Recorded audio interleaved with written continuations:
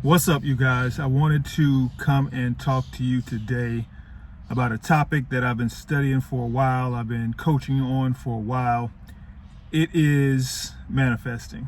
And people talk about manifesting all the time now. The law of attraction is seemingly everywhere, even on commercials now. Popular TV commercials and brands are talking about the law of attraction, and spirituality is moving into what feels like the common consciousness. And so I wanted to come and talk to you about manifesting and give my perspective on it, because I think that it's important to align with what feels right to you, and also to get an understanding of how it is that we truly do create the reality that we experience. So for me, when I look at different manifesting and law of attraction information, it always seems like manifesting comes down to bringing good things into your life, right? I want to manifest a new car. I want to manifest a new house. I want to manifest this relationship that I've been wanting. I want to manifest more abundance, more money into my life. And it's far more than just bringing good things into your life and intentionally manifesting certain things, right? Because manifesting is something we do 24 hours a day, 7 days a week. And that's what a lot of people don't understand, is that we are actually manifesting all the time. We literally manifest the majority of our experience from our self-conscious, our subconscious, our unconscious beliefs, our unconscious patterns in our programming. And so what does that mean? What does that look like? Well, we all view the world with our own filter, right? You've heard that coming up through school, right? Everybody has their own filter they see the world through. And what is that filter based on, right? It's based on your DNA. It's based on your upbringing, your environment, your experiences, things you've seen, things you want to avoid. It's also based on, and this gets a little bit further out, but it could be based on past life stuff. It could be based on your soul's purpose. Different karmas you may have playing on your life from this incarnation or others, or your soul karma. So there's a lot of things that sort of go into how you view the world, what you sort of internalize, and how you process the things that happen to you, right? But that's your lens radar. That's your sort of how you view the world, and how you view the world really does dictate how you allow things to happen, because it's patterns your beliefs. It dictates what you believe is possible, right? So if, say for instance, you grew up in a family dynamic where you had to temper your emotions, and you felt like you had to tiptoe around the adults in your family, and your needs weren't being met from an emotional standpoint, or even from a day-to-day physical standpoint, you may grow up and believe, and not even necessarily consciously you may believe, I deserve all these things, but subconsciously you may believe that you don't deserve it, or that's not possible for you in a healthy dynamic or a healthy relationship. And so that means you might actually attract and only allow certain types of dynamics for yourself and in relationships because of that belief system. And so what is a belief, right? A belief is a series of thoughts that we keep thinking. That's all it is, right? So if you believe that that Republicans are this way, or that Democrats are this way, or that the government is this way, or that people tend to be this way or that way in a relationship, and you keep thinking that, that's going to foster a belief in you, right? And so to understand what you're manifesting and why, we need to come back to those beliefs. And most people don't take time to sit back and really look at, what are my beliefs? Why is it that I interact with the world the way I do? Why is it that I have this life experience right now? Why am I living the way I'm living right now? Why do I have this job? Why do I have this relationship or don't have a relationship? Why do I have this level of abundance in my life? Because it goes back to what you believe, right? You believe certain things, and your experience is going to match those beliefs, right? If you believe that every person that you interact with, you have something to learn from, then you're going to you're going to interact in that way, right? Even if somebody may be a little nasty, you may take either that opportunity and say, ooh, that's an opportunity to learn how not to be, or that's an opportunity to, maybe dig deeper and ask that person what's going on with them, what's wrong. And you may learn something about something they're struggling with, right? Or maybe they have some hate in their heart and they don't like the way you show up, whatever it may be. But the way you view the possibility shapes how you move through life, right? If you believe that money is hard to come by, if you believe that you have to, trade time, meaning you have to work very hard every hour to earn some money back, then it's going to be difficult for you to allow passive income to come in. You're going to block opportunities that come in where somebody's saying, hey, I got this opportunity. You put a little money in and that money's going to compound interest. That's going to be like, what? I don't understand that. And it's almost going to feel like, well, that's not for me. You're going to push it to the side, or you're not going to give it the time and attention that it may require because that doesn't fit with your belief system. So what I'm saying is, as you think, so you believe. And as you believe, your actions and what you allow into your field manifest, right? So say, for instance, that you have split energy. A lot of us have split energy on things, right? We say, for instance, that we want to be very wealthy, or we want to have, the best relationship, but subconsciously we fear certain aspects of that, or we've had bad experiences and we don't want to experience those negative things again. So those split energies means that we'll try to a certain degree, but then we'll cap our energy, we'll cap our effort, we'll sort of, they'll almost cancel each other out, right?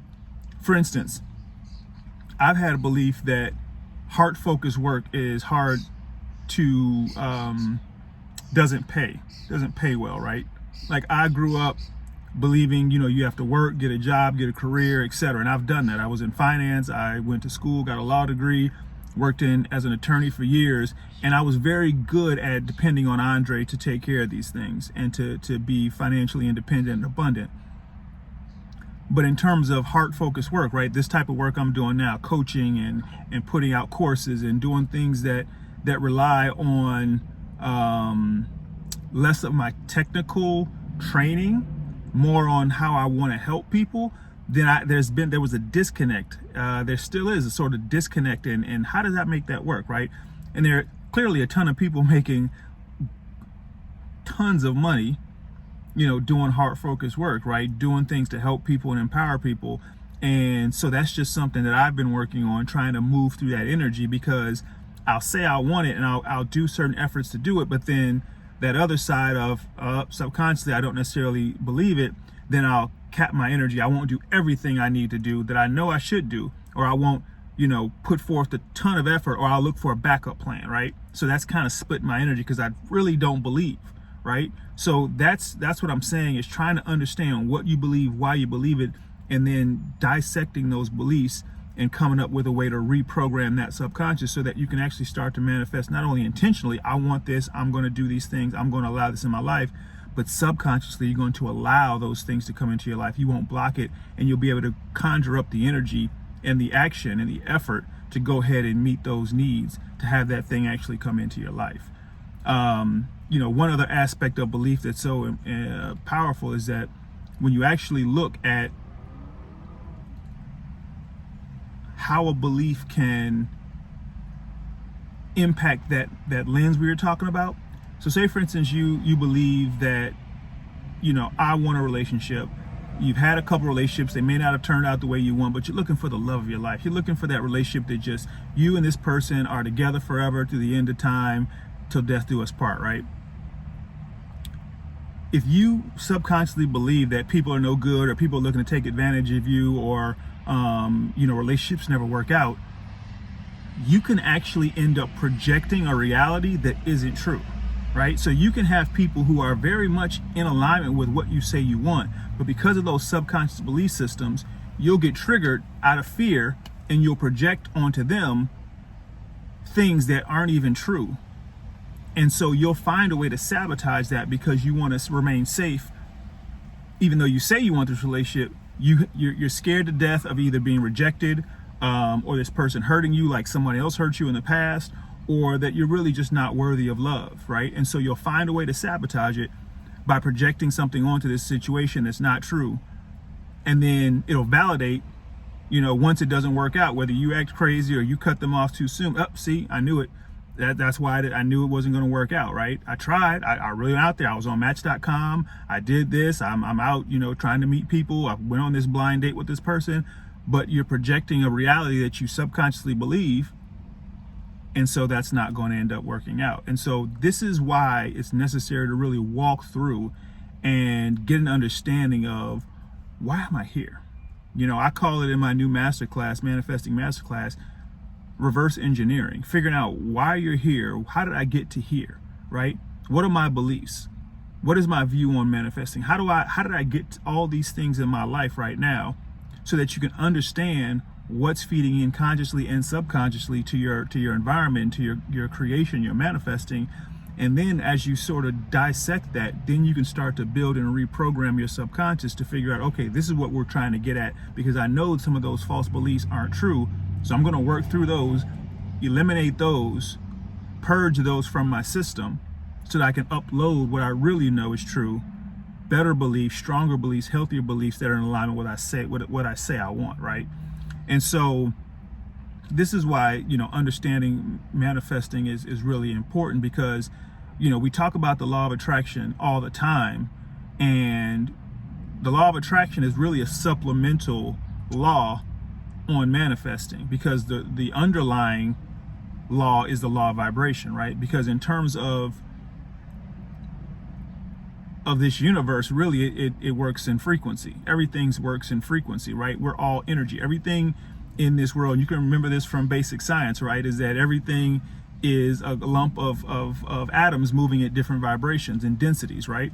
Whether it's a solid, liquid, or gas, it's just whether or not how closely packed in the atoms are and how much they move and vibrate, on different rates. And so when you have that sort of impression, you think, okay, well, and when you look at an atom and break it down to its elemental parts, electrons, neutrons, protons, and you see that when they go deeper onto those and really use a microscope to get as closely into that, it's just vortices of energy. They're not actually any physical components. And so when you realize that everything is energy, every thought is energy, you're sending out really a transmission to the universe to what you believe and how you want to experience based on what you believe. And so when you start to understand that everything's frequency, then you say, okay, well, what is the vibration of this? What is the vibration of that, right? So the vibration, say, for instance, of fear is very low. It's a low vibrational state. And that's not going to match with what you say you might want in terms of what you're trying to manifest, right? So if you fear this, but you want something that's high vibration, abundance, those two aren't alignments, so you're not going to match it. So you have to figure out what that fear is, dispel it, and then try and match the vibration of what you want. That is the essence of really what manifesting is realizing that your beliefs are vibrating at a certain frequency, and what you want is vibrating at a certain frequency. And until you can match those up, you're not gonna bring in and manifest what it is that you say you want. There's going to be a disconnect, right? And so this is the essence of what we need to do, is figure out how to match up belief with desire. That's really what manifesting is, matching belief with desire and figuring out what's subconsciously working, right? Because 80% of what we're manifesting in our experience is on a subconscious level. Subconscious dictates the vast majority of our actions and our operation, our daily existence. So unpacking that, dissecting that, shining some light in there, and figuring out how those limiting beliefs and self-sabotage works over and over on your manifesting is so critical. And that's really what you need to do to get to the next level, to get to where you want to be, to have the desires of your heart actually come true into your reality. And I don't care how much you want something, if you don't believe it's possible, if you don't believe it can come to you, it's going to be very, very, very, and almost very difficult and virtually impossible to match the vibration of that and have it come into your experience. And so this is the kind of work I do in my coaching. This is the kind of work I do in my coursework. The new course, The Art of Manifesting, is something that really walks you through very carefully, very intentionally, step by step, section by section, on how to analyze, how to break yourself down and understand, well, what do I believe? What do I say I want? You know, what do my actions say? What does my life say, right? I may say I've been doing this, right? A lot of people say, well, I'm trying to do this, I'm trying to do that, I've been working on this, but what do your actions say? Do your actions actually match up to what you say? Do your desires actually match up with what you want? Right? And so this is a very critical step, and it can be difficult to do on your own. And that's why I'm saying you don't have to. You know, come check out my course, take a look at it. If it's for you, by all means. If it's not, find someone else, but get to understand why and how you're manifesting so that you can configure your magic, your tool set, so that you actually bring in what you say you want. All right.